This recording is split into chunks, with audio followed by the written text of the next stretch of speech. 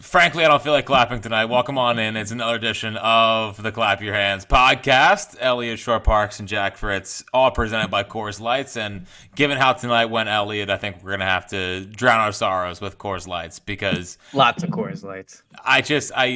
I'm still in disbelief. I can't believe that freaking happened. They got absolutely robbed at the end. I don't like doing the whole ref thing, but that was ridiculous.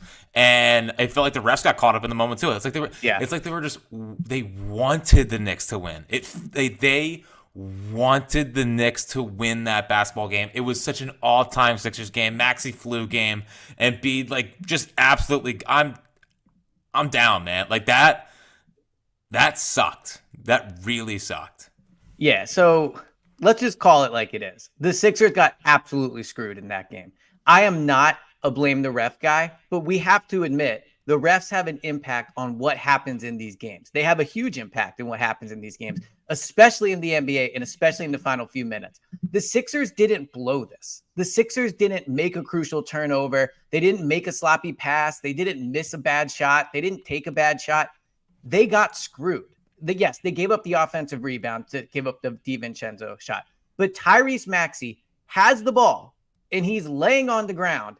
Nick Nurse is calling timeout, and they don't get it. If they get that timeout, we are starting this pod talking about how it's 1-1. We're talking about how Tyrese Maxey had his coming out party, how he became a legitimate NBA All-Star tonight, how that was going to be an all-time win. I mean, I'm watching this, and I'm going from a very frustrating game all game. And the calls were bad all game. But a very frustrating game all game. And then saying, this is a game I'm always going to remember with Tyrese Maxey. In the Garden, the Knicks, big fourth quarter shots. That three at the end was unbelievable. The jumper, the mid-range jumper to get it close and to take a lead. Like, he was unbelievable.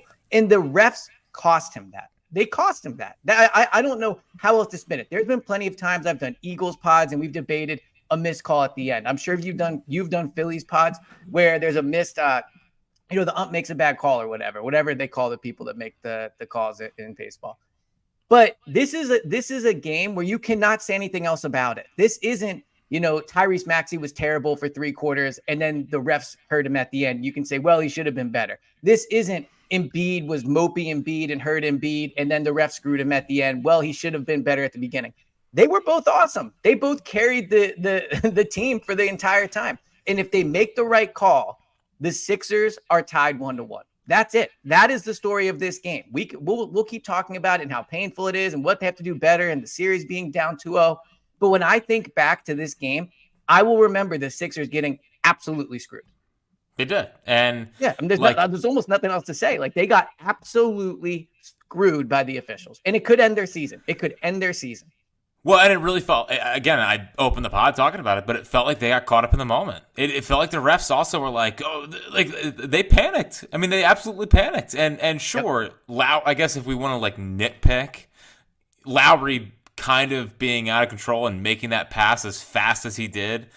But at the same time, Maxey caught it. He was trying to call timeout, and they just wouldn't.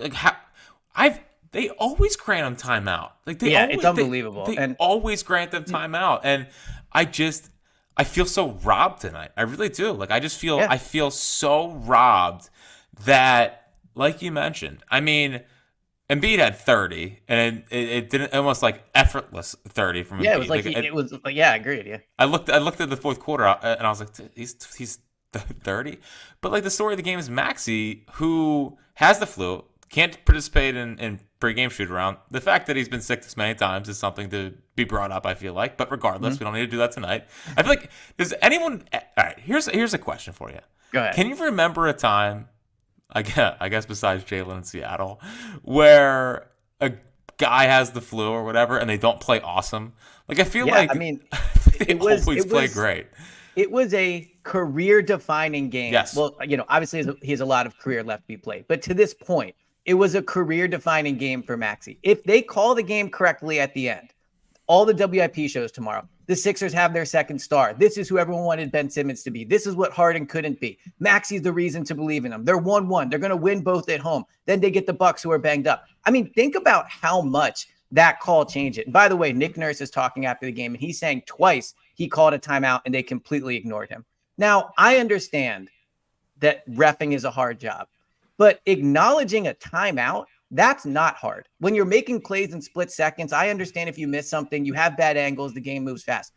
Missing timeouts, that should be base level stuff. And so to look at the final play, first, I will say this. I haven't seen a replay of it. To me, it looks like the Brunson three that he shoots and bounces in. To me, it looks like his foot is on the line. I could be wrong about that. You thought so too, right? It looked like his foot was on the line. So that shouldn't have been a three. They get the lucky bounce. And then to me, when so first of all, the pass, I agree with you. It's not a great pass. Maxey loses it. That causes the havoc to get going. You wonder if maybe the refs thought he didn't have complete control of the ball, and that's why he doesn't get the call. But it wasn't an egregious mistake by the Sixers. Now, after Dante DiVincenzo misses that first three, you give up the offensive rebound. And it's really disappointing that that happens in that spot because they had done a really good job the majority of the game. I mean, at halftime, they had more offensive rebounds than the Knicks did. I'll be curious to see what it ended up with. But they played a game worth winning. And they got screwed. I know I've said it a bunch of times, but if you don't mind, one more thing. I know I'm just kind of rambling here, but like, this is one of the most shocking, disappointing losses of my Sixers fandom. I mean, there were others. I know you compared it to one, and I think you're right about it, but I'm sure there were times in the Iverson era they lost these kind of games, but there's always those moments where it feels like they're losing it. It feels like, wow, this is really getting close, but they're not going to lose. I mean, they were up 5 points with 40 seconds to go, and they lost that game. I mean, that has to be a record. I can't imagine another NBA team in the playoffs has lost a game up 5 with 40 seconds to go. And to not even be egregious with it. They weren't even sloppy.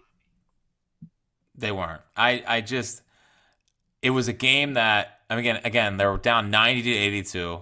And it was so fascinating because first half, it was like, wow, Maxey's, he showed up, he's ready to go.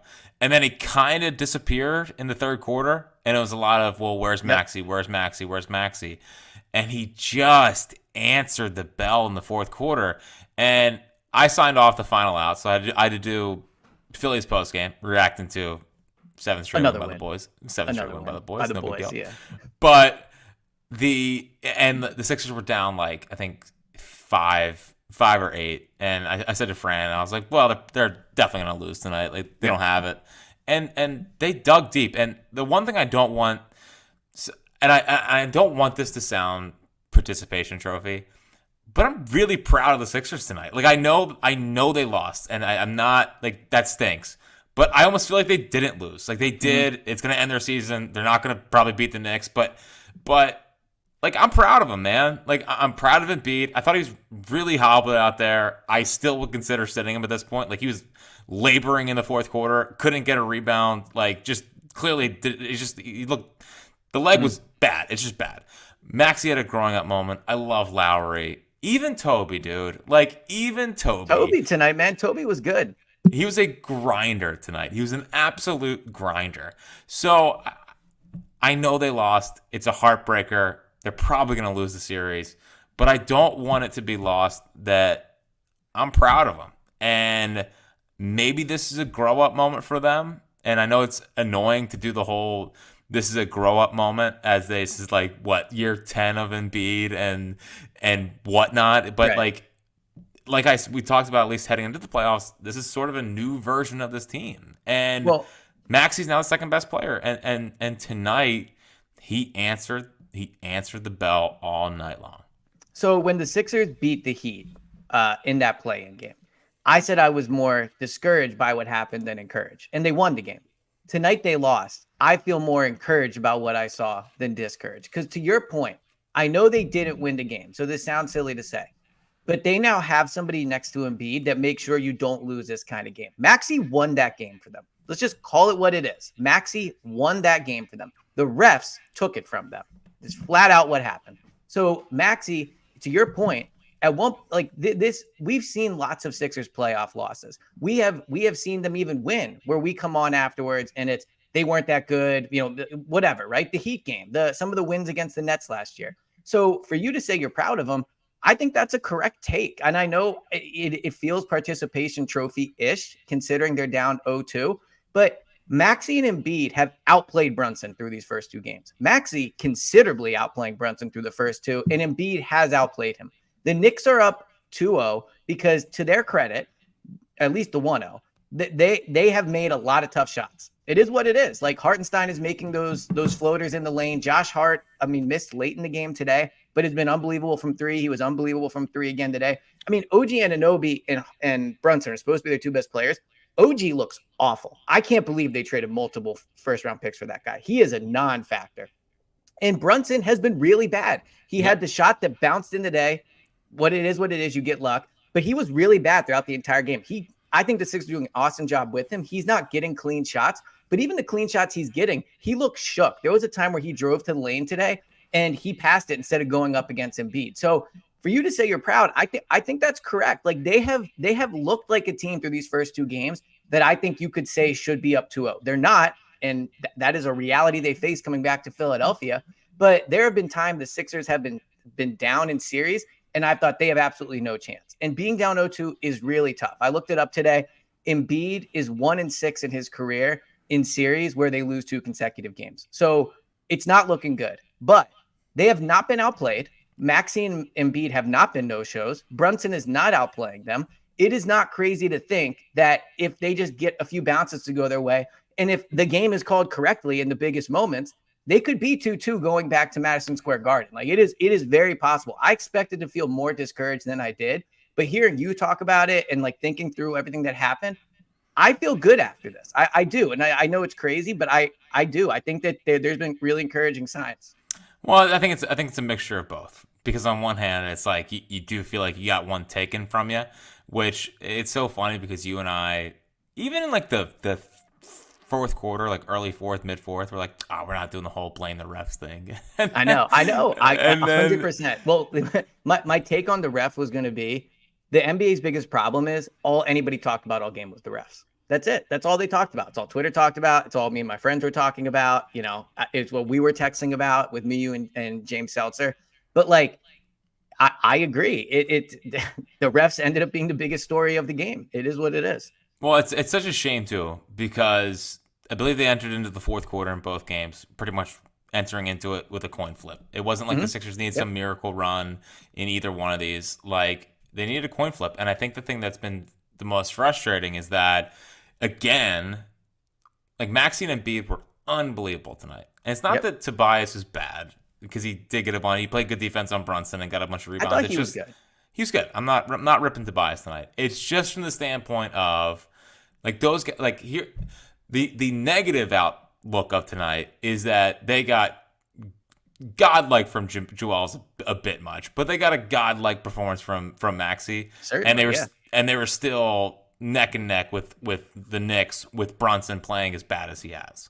You know what I mean? So like that's if you want to do the negative side of this, like they almost stole a game, but also 2 of their guys had to really, really go off just to make it that close because the Knicks just have more dudes. It's as simple as that. Like they just have more dudes to where Brunson can do what he's done the first 2 games, which is essentially nothing. I mean, he's been getting really clamped. Like he's been getting absolutely clamped. And like they just have like Josh Hart, the Josh Hart run in the first half was sickening. I mean, just absolutely like investigate him. Frankly, it was that egregious. He's like shooting like 50% from 3 in this series. It has to be. It's not more. Well, the runner, the like one where he was on the fast break and stopped at the 3, just like tossed it at the basket and went in. That's when you knew it was not. Like who does Josh Hart think he is? Who does he think he is? It's as simple as that. Like who does he think he is? So I mean, he didn't even go to a big program. Like if you went to a real team, then you could at least sit here and go, all right, he's made big shots. But exactly, and I am proud of James Jackson. He had he decided to put away the Cats hat tonight. That was big of him. For the Do you think podcast. he owns a Sixers hat? No, he's wearing a Phillies hat tonight. I mean, he knows the boys are streaking. I was gonna say Jack probably had one on too. Real quick to your point about them having more guys. So Dante DiVincenzo tonight, 19 points. Hartenstein, 14 points. OG, 10 points. Josh Hart, 21 points. They had 5 players in double figures. Oh, OG Wade's going to be on fire tomorrow with that take. I'm sure he will. So OG Wade's a big. Everyone needs to be in double digits for a team to win. Yeah, he is. That's a bad take by him. But Maxey, 35. Embiid, 34. After that, Toby had 10. Scoring was not really how he impacted the game. He did make some big threes early on. But Oubre, 4 points, 2 of 7. Kyle Lowry, which, by the way, an underrated, devastating thing potentially is Lowry grabbing that knee at the Oh, end. I know, I mean, you want to talk about the thing just completely falling apart in the matter of 10 seconds. You go dude. from going up, I mean, tying it 1-1 and feeling good to losing the game and losing Lowry. But So give me. Can I just get one? Can I have 1 second on that? Just 1 second on yeah, that. yeah, go for it. Because when I was looking at him grab his knee, I know it's not the same thing, but it felt like Ryan Howard all over again. Like I know this is That's not a good one. Yeah. this is not 2011. You don't have a 102 in baseball team losing at home to the freaking Cardinals in the divisional round. But like for example, the ninth inning in the ninth inning, Utley let it off with the ball to the wall that would have been a home run on any other night, but it didn't go out, and then straight into Ryan Howard tearing his Achilles. Like that's. Yeah. It's not this as grave as that because that was a sign at the end. But like if like I can't, Lowry has to be a Sixer for the rest of time. Frankly, like I don't need him getting hurt right now. So I for as much as we used to refresh our phones for the Embiid updates, like I need to know Kyle Lowry's going to be okay. So this is poor timing because I agree with everything you just said. Like Lowry was, I tweeted, I can't believe they got him for free. I mean, if you want to say they traded, whatever for him, like if they would have traded a first round pick for him, I'd have been like, that's absurd. But he is starting and playing big minutes for them in the playoffs. Now, that being said, at the time, it didn't feel like a big deal. But his missed free throw when it was 101.96 and it ended up being a massive deal. I guess it was, 101.96, 47 seconds to go. He misses that free throw. They don't score the rest of the game. Even if that goes in, I know they end up losing by 3, but ultimately they really lost that game by 1 point. Like that was a big missed free throw. And they missed a lot of free throws tonight. So all right, we've got. I want to focus in on that too. So like we got the superlatives, we got the proud of them. Agreed. We got all of that. The ref screwed them. You didn't drop your Kawhi take though. Well, I feel way more devastated tonight than when the Kawhi shot went in. But yeah, I think that's a. I'm the only one that I feel like believes that way. Like I never connected with that. I just like this team more. I never connected with that team. This is the most devastated I felt since that shot. I agree with you. I think we have a revisionist history on the Kawhi shot team. I just do. Like I think we like to do this woe is me Philadelphia thing and try to put the Kawhi shot into a category it doesn't belong in. But I didn't connect with that team at all, so maybe I'm in the wrong. But I don't need to bring everyone down tonight. Like I feel like we already have multiple times. Yes. So there's a couple things that killed them. Dude, Maxey had a breakaway with 1:51 left and fumbled it out of bounds. Yeah, good point. So I forgot about that. Yeah. You had that. You had the Lowry missed shot. You had the Lowry inbound pass to a just hounded Maxey, which he should have been called for a foul 100% and should have got timeout, but the ref screwed them. And I feel like we need to break down the psychology of the last shot because I don't know why Maxey didn't take it. And it 100%. I'm so happy you brought this up. And it looked like to me, he's like, okay, well, Joel's the big dog. He's got to take it. Like, you've been hot, man. Yeah, like, it's one of those pass. It's okay to pass. I bet Embiid wanted Maxey to take the shot, dude. Well, I'm so happy you brought this up. If you're going to pass to Embiid, pass it with more than 2 seconds left on the clock. What was there when they got the ball? Let me look it up. It was. I think there was 6 seconds. Yeah, you're right. It says 7 on the thing, but it's around 6 seconds. So he goes down the court. Like that's not a short amount of time. He's a great 3-point shooter. He had just made a big 3. He goes there. He even kind of hesitates, like he's going to try to take it. And then he passes to Embiid with like a second and a half to go. Embiid has no shot. I will say his attempt was actually closer than I expected. I thought he got it off late. I thought he got it off late, frankly. Oh, did he? Okay. Well, I thought so. But regardless, I think your point's correct. Maxey, you have to take that shot. First of all, forget you're right about the big dog thing, but forget that. You're the guard, man. Like Embiid's a center. And I know he's a good 3-point shooter and he's made big shots like that, but you are the one that had the hot hand in that quarter. Joel played well throughout the entire game.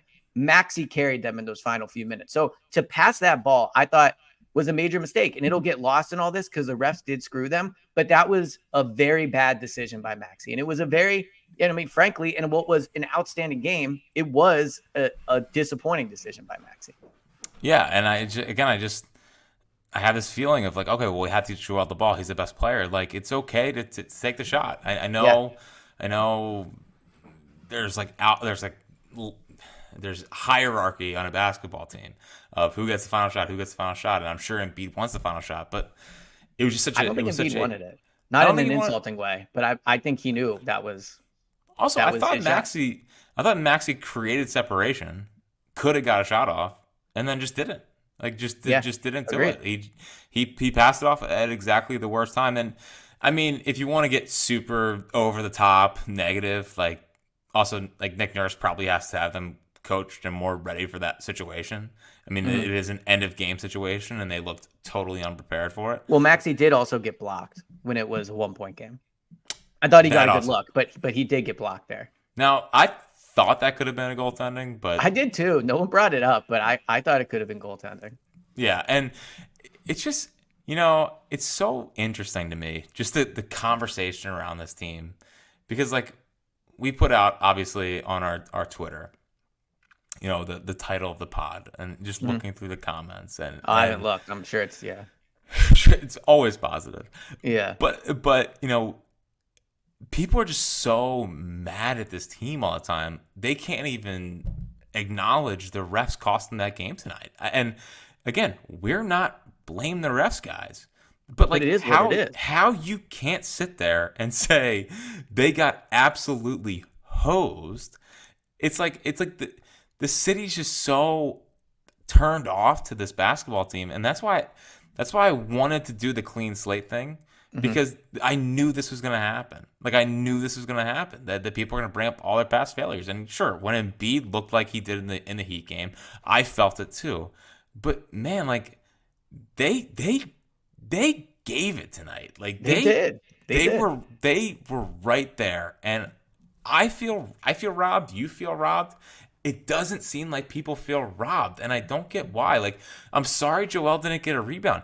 Did you see him limping like up and down the court like he can barely move Yep. and still giving you 30? Like, I have questions about Embiid too, but can we just like it's like it's so like so much vitriol. Like, I'm sorry they didn't get a rebound. Like Toby can get rebounds, other guys can get rebounds. I know he's 7'2". He can't jump right now. He can barely Right. move. He can barely move. So So I can't no, believe we're look bad. to that point, and this is why it's unfair, is that games like this decide legacies. Like we'll be able, me and you, and I hope that a lot of people will be able to remember in 10 years that they lost this game too because of the bad officiating by the refs at the end. But what it'll ultimately go down as Embiid and Maxey lost this game. If they lose a series, it'll be a first round exit from Embiid that people will throw in his face. I completely sympathize with fans that feel frustrated by this team. The feeling, and I've said this to you off the air, text message, on the air, whatever. The feeling of watching this team no show in a big game hurts me more than So sinking. it hurts me more than anything else in Philly sports. It just does. That's not how you should feel tonight. Tonight is not another chapter in this team blowing it. Tonight is a chapter of they got screwed by the refs. They did not play bad enough to lose this game. And to your point about being proud of them, I actually thought throughout the game they did an excellent job holding the Knicks off. Like the Knicks had momentum, it felt like, for 3/4 of that basketball game. And the Sixers, while they should have been up more, every time the Knicks got it to 2 or 1 or went up a point, the Sixers either pushed them back to 7 points or kept it at 4 points.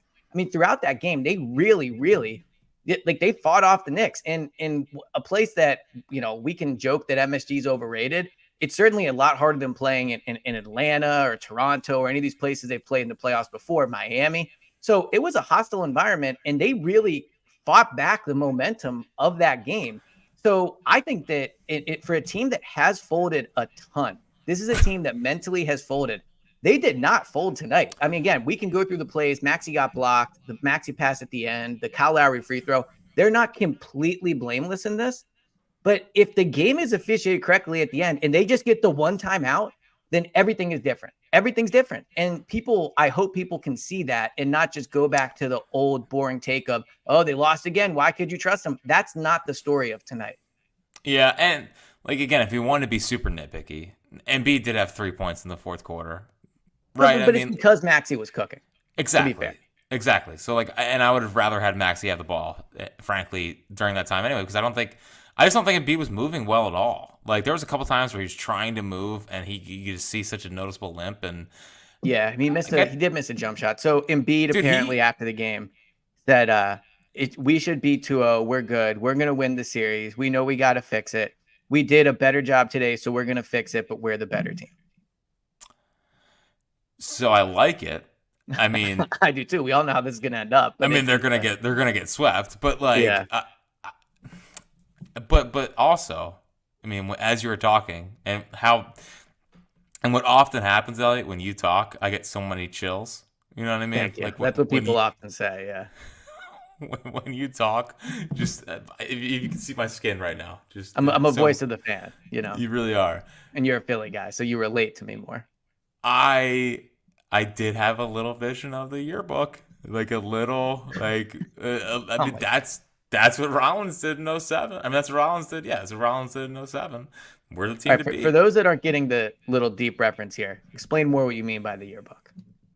Oh, well, yeah, so like okay. Well, I always think about the Phillies video yearbook whenever there's things going on during a season, and I Mhm. think like this chapter of the yearbook is going to be a movie essentially.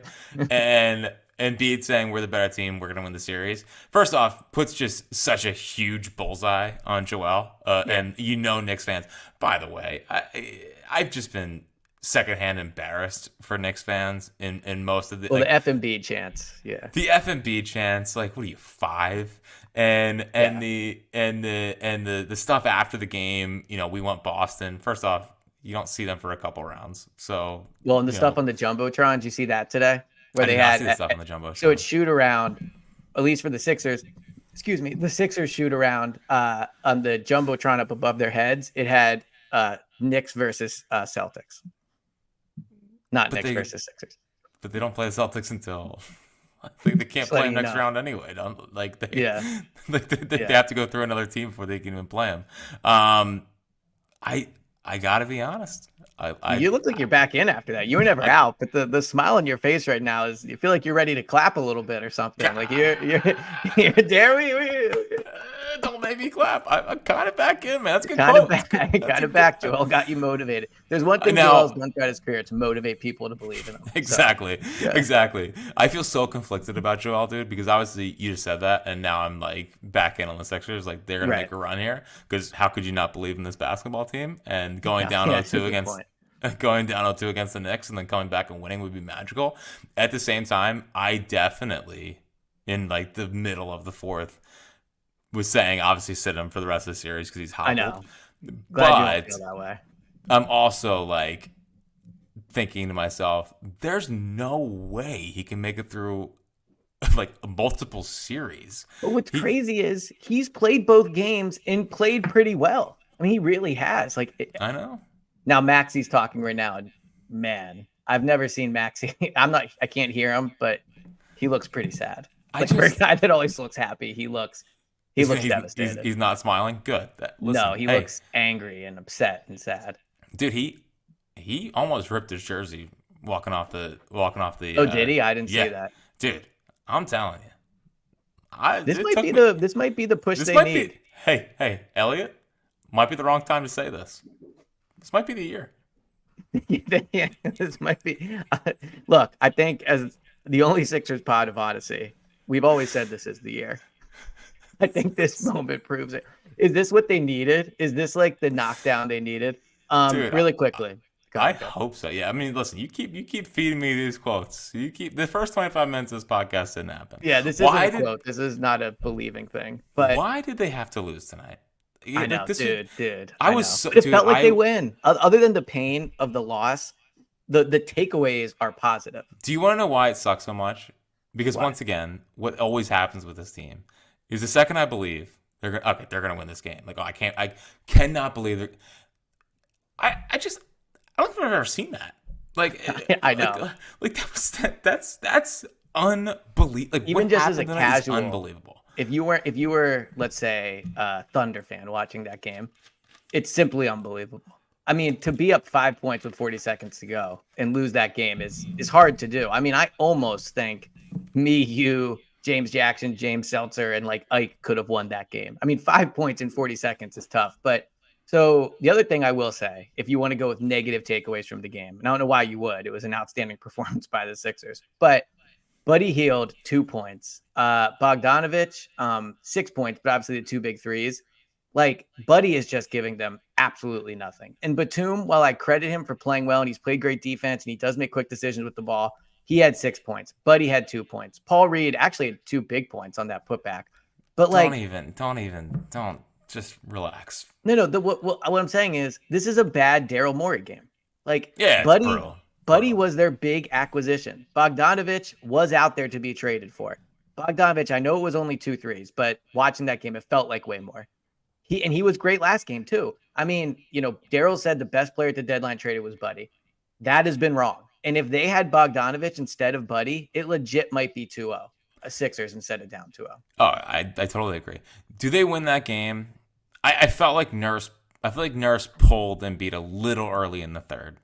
Like, do they win that game if he doesn't pull him in that moment? I mean, I think he pulled him with 5 minutes left in the third quarter. Yeah, I think it was 4.5 minutes to go left in the third, and they were I think they were up one or down one, and ended up being down three maybe, so they didn't lose it by a ton. Yeah, I mean, look, I'm not on the sideline. I don't know how tired Embiid is. I'm sure they have people monitoring him and trying to figure that out. If they thought he needed rest to get to the final bits of that game, then you have to do it. But a Nurse thing I'll criticize him for. So if you notice, and look, this is going to expose my lack of knowledge of the every NBA rule book thing, but they had 3 timeouts, and you lose that third timeout when it gets inside the 3 minutes. When you are trying to manage a guy of Embiid's size and keeping him not tired and keeping him fresh for the game, like those timeouts, forget momentum and challenges and stuff. And Nurse did have the big challenge to his credit, which helped. It looked like it was going to win him the game, but they blew it. Nurse let a timeout expire, and Embiid could have gotten 2 or 3 minutes of real rest by that. So I thought that was a poor Nurse decision. But I mean, outside of that, they've shut Brunson down, and Knicks guys are just making shots. I have no problem with how they're coaching. I don't think this is like a Doc game where we can come out and say he didn't make any adjustments or his plan's not working. They've shut Brunson down. They should be at least 1-1, and they had a real chance of winning that first game. So I think Nurse has been mostly good, but you're right. He did make a few errors tonight late. And they fixed is probably a stretch. It was only one game, and I think they just kind of wanted it. I think they're embarrassed by the rebounding thing, but the rebounding thing was not a problem tonight. For sure. I mean, until the last 5 seconds of the Knicks game. The Knicks had 12 offensive rebounds. The Sixers had 10. Yeah. Yeah, I mean, they did Joel looks really sad. I know he had that quote, but he does not look happy. All right, well, no, we only want... We only want the positive. It's the year. Well, the name of the pod. It's the year. Like most people are saying after the game tonight, this feels like the year.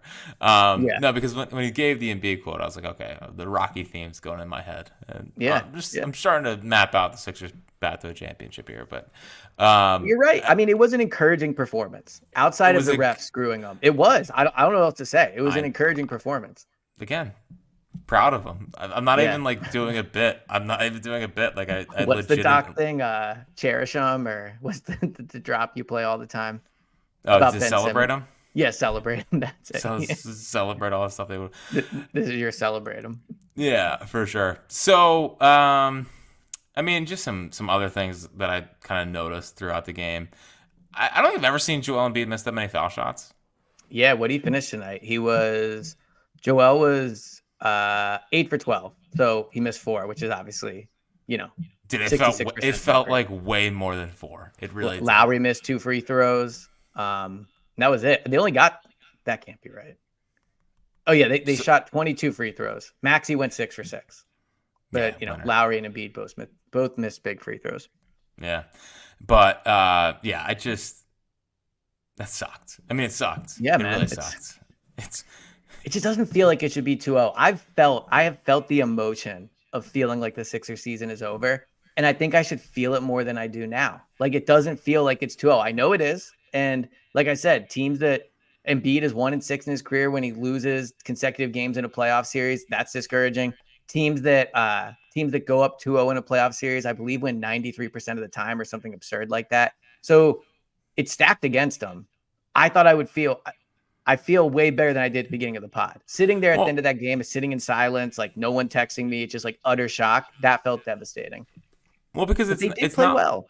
because it's not like you've left these first two games being like, wow, the Knicks have clearly outclassed them. Yeah, Like, no, you're right. Yeah. do they have grinders? I mean, ultimately, this season's going to come down to more at the deadline and the Buddy Hield acquisition, and like not even just trying to put. Listen, I'm not a campaign guy, but he's not going to be afraid of that moment, and like I just.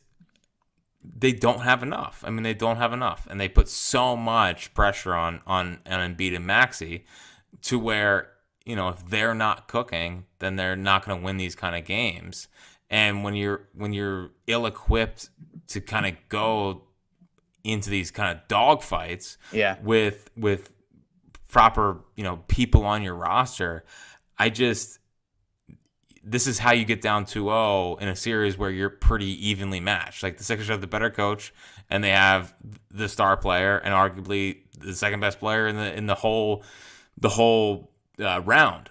Yeah, but they just have more dudes, and in a game like that where it's a dogfight, where sure Embiid and Maxey were brilliant, it doesn't ultimately matter because the Knicks go legitimately 8 deep, and it's been my problem with really the entire Embiid run here is that you can have whoever be a second star. I never felt like they had good enough complementary players around him and enough winning players. And like Lowry, winning player, made some not winning player moves tonight, but winning player. Batum, winning player. I mean, that's about it. Like Oubre was a 0 tonight. I mean, he plays good defense, but you're right on the offensive. He was a 0. He just didn't do anything. He didn't do anything. I agree. I think too that what really hurts about this is I'm a big you have to have stars to win, right? I agree with you about the role players and all that, but with 4.5 minutes ago, or whatever it was, or 4 minutes, I said this is where the Sixers having 2 stars and the Knicks having 1 star has to matter, and it did. It did. Like Maxey did it. And Brunson didn't. But the Sixers lost. So they did. Yeah, I mean, to your point, in 2 games that are really, really close. And obviously this game was decided in the final minute, but throughout the game, your point about the role players was true. In a series where it could be 2-0 Sixers and it's not, it's the small things that have really hurt them. And the Knicks role players have stepped up and made big shots, and the Sixers role players have not. Wow. I mean, that Toby made big shots early, but he missed a 3 late. That really hurt. So yeah, he's a grinder, man. He's a grinder. Yeah, he's a grinder. Well, I gotta be honest. I'm kind of conflicted because on one hand, I'm really down because that was a shocking ending. Like I can't remember many like that, frankly.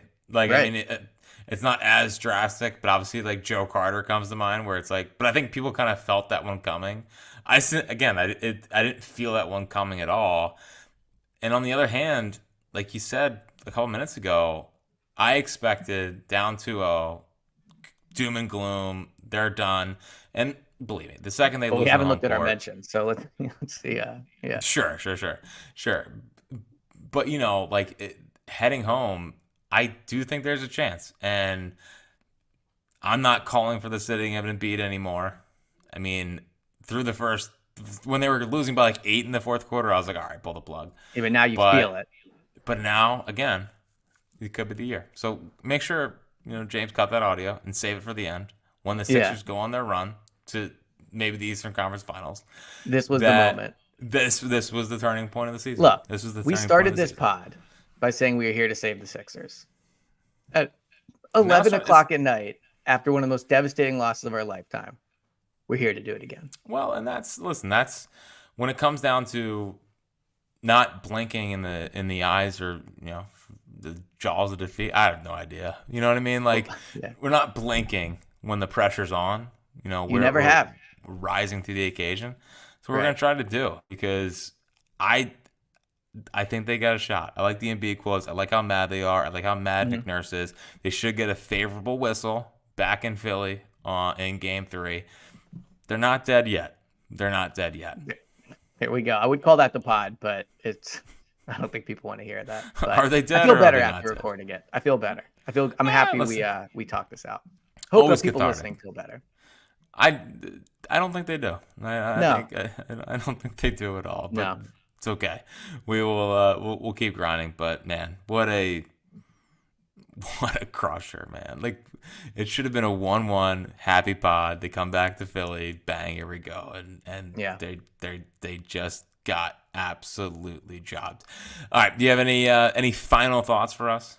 The last final thought is apparently while Embiid is giving his post game presser, he's covering his one eye. Something is up with his eye. Like something is up. When you look at him, he's blinking weird. There's times where it looks like his one eye is like kind of something's up with him. So I don't know what it is. He's wearing sunglasses all the time, which I respect as somebody that's currently in the market for fly sunglasses. I respect that he's doing it, but something is up with it. For sure. There's definitely something Yeah. up with his eye, which is great. Just add it to the list Yeah, of exactly. nonsense he's had to deal with. But man, a loss Sucks. a loss I didn't see coming. I really Yep. didn't. I was so happy when Maxey hit the shot. I was like, God, he really grew up. I And know. they got jobbed. They got We absolutely got jobbed. completely jobbed. Yep. And then you start thinking about the dumb stuff that they did late in the game. And it's like, God, well, if you could have just made whatever. It's the year. So Exactly. it's the year. So for Elliot Parks and James Jackson not wearing Villanova gear tonight, this has been another edition of Clap Your Hands.